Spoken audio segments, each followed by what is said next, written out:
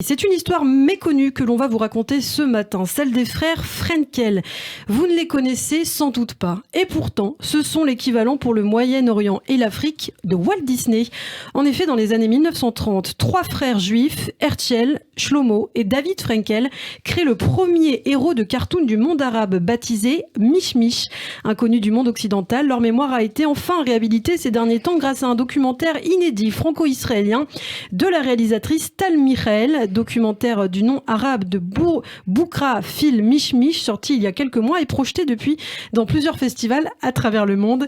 Mais alors, qui sont les 3 frères Frenkel ? On vous conte justement leur histoire ce matin avec vous, Christophe Daron. Eh bien oui, on peut féliciter une fois de plus nos confrères du Times of Israel qui sortent toujours de très belles histoires et de jolis dossiers. Et effectivement, ce sont des juifs ashkénazes, les frères Frenkel, originaires de Biélorussie. Ils ont fui en fait vers la Palestine,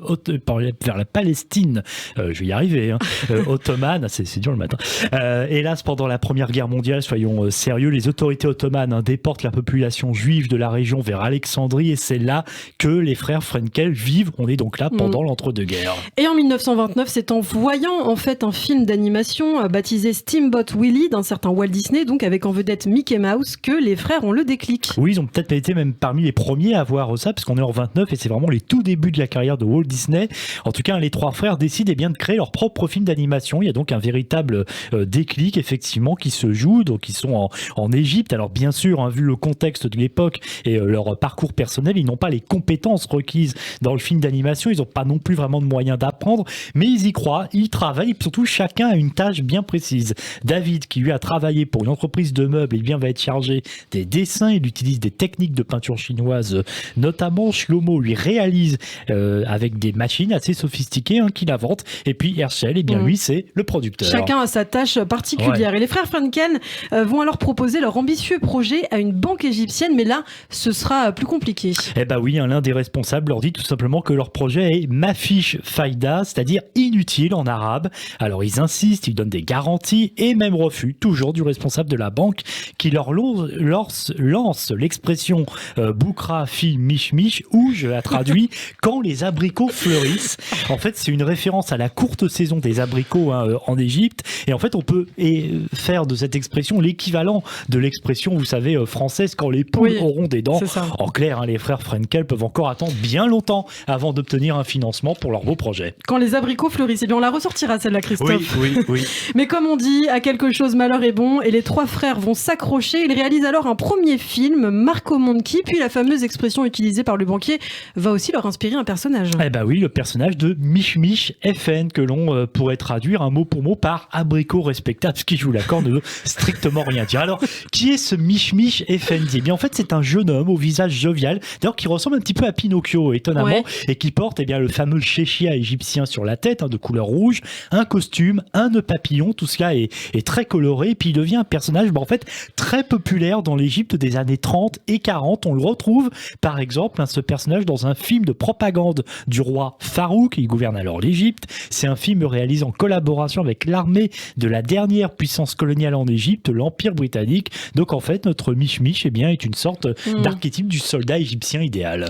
Mais à la fondation de l'État d'Israël en 1948, les frères Frenkel sont en danger, car à l'époque, l'Égypte ne reconnaît pas le nouvel État juif et lance, avec plusieurs pays arabes, on le sait, une coalition contre Israël. Exact, les juifs égyptiens sont victimes de violences, ils sont contraints à l'exode, les Frenkel hésitent d'abord à partir dans un premier temps entre la France et Israël, et puis finalement, ils optent pour la France. Alors ils emportent avec eux tous leurs films, vous l'imaginez bien, et ils rêvent du coup de connaître la même carrière, couronnée de succès qu'en Égypte. Ils créent pour cela un nouveau personnage, Mimiche, qui ressemble bien sûr beaucoup au Mich Mich égyptien. Et d'ailleurs, dans un film de cette période, c'est assez émouvant. Il est question d'un savant fou qui fait exploser une bombe aux ramifications qui défie la science pour 4 monuments. Il y a la Tour Eiffel, il y a l'Arc de Triomphe, et puis il y a les pyramides et le Sphinx. Preuve que les 3 frères n'ont évidemment pas oublié le pays qu'ils ont été contraints de quitter. Mais alors, est-ce que le succès sera au rendez-vous, là, comme en Égypte ? Eh ben non, ils n'ont pas le même succès. On est là dans les années 50. En plus, il y a des tensions familiales. La femme de Shlomo Frenkel, Marcel Frenkel, est une juive séfarade d'Égypte. Et il y a des tensions avec ses beaux-parents ashkénazes alors qu'ils vivent sous le même toit.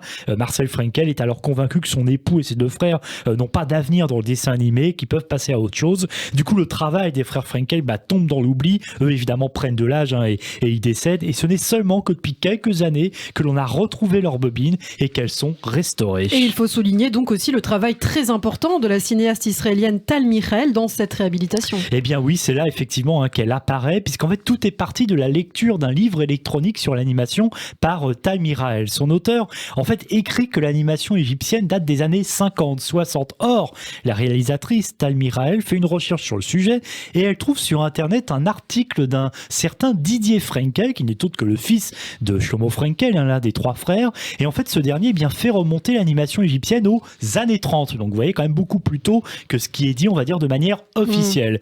Depuis, du coup, la réalisatrice documentariste, qui a par ailleurs abordé dans ses documentaires les droits des femmes, les droits humains, les droits des animaux, fait de nombreuses recherches sur les fameux frères Frenkel. Et notamment pour rencontrer des témoins qui ont connu les trois frères. Elle est même parvenue, je crois, à joindre la famille de Shlomo. Exact, sa veuve Marcel, leurs enfants Didier, Jane et Daniel qui vivent en France. Elle a rencontré Didier Frenkel en 2012. Alors c'est un moment assez émouvant, elle raconte dans le Times of Israel, Tal Michael, il pleurait quand il a appris que j'étais d'Israël. Il attendait cet appel depuis près de 40 ans. Elle découvre alors les films des frères Frenkel qui dorment depuis des décennies dans la poussière, dans la cave familiale. Un peu du gâchis quand même. Et c'est à ce moment-là que Tal Michael va regarder tous ces films et elle découvre que derrière le ton apparemment léger en fait de ces dessins animés se cache une réalité plus sérieuse. Bah oui, elle déclare toujours au Times of Israel, en tant que féministe, en tant que conteuse, je cite, j'ai compris qu'il y avait une histoire enchevêtrée ici, une histoire différente, un mélodrame sur cette famille, ce qu'ils ont traversé, une immigration vraiment difficile. Quand j'ai visionné leur film avec cette perspective, c'était incroyable. Je me suis mise à les voir tous à travers le récit d'un immigrant en quête d'une patrie. Et effectivement, comme nous l'avons dit au début, les frères Frenkel ont immigré plusieurs fois au cours de leur vie. Et de tout cela, de cette histoire incroyable, Tal Michael en a fait un film, on le disait donc, Boukra Film Mishmish, sorti en 2019 et qui depuis parcourt le monde. Et c'est un film qui revient sur le parcours des frères Frenkel sur la base des témoignages de leur famille. Écoutez justement un extrait de la bande-annonce. Le Mishmish Effendi, c'était très très connu en Égypte. Leur film était projeté dans les cinémas. Leur film était promu dans les journaux. Je peux pas imaginer qu'ils aient pu faire ça à trois. Tu te rappelles, papa, il voulait que je détruise tout.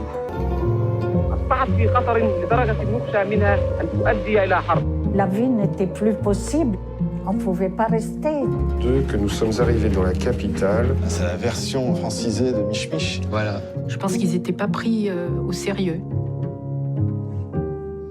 Un film qui n'est pas projeté est un film qui n'existe pas. Je voulais que ce soit reconnu et que ça rentre dans l'histoire. Voilà la bande-annonce du film Boukra Film Mishmish sorti en 2019 et je vois que ça amuse beaucoup notre réalisateur Jaco quand je le dis. Il faut le dire, le film de Tal Michael a remporté le prix de la compétition interconfessionnelle au Festival du film juif de Jérusalem début 2020. Oui, une projection israélienne a été organisée pour la communauté juive égyptienne. Elle a eu beaucoup de succès, il faut dire aussi, sans faire trop de géopolitique là à ce moment, mais il y a de très bonnes relations aussi entre Israël et l'Égypte depuis quelques temps qui ont été renforcées. Et ce film, fait le tour du monde. Un petit peu comme le virus, mais heureusement c'est beaucoup plus agréable et beaucoup plus intelligent. Il a été projeté au festival du film juif d'Albuquerque au Nouveau-Mexique le 18 février dernier. Il continue son petit bonhomme de chemin. Une projection serait même prévue au Caire avec l'ambassade d'Israël en Égypte et intimement j'espère un jour le voir en France. Bien parce sûr. que ça a l'air vraiment d'être un très joli documentaire. Et j'espère que la famille sera là pour le film, pour le voir de ses propres yeux. C'est ce qu'a dit Tal Michael donc à nos confrères du Times of Israel.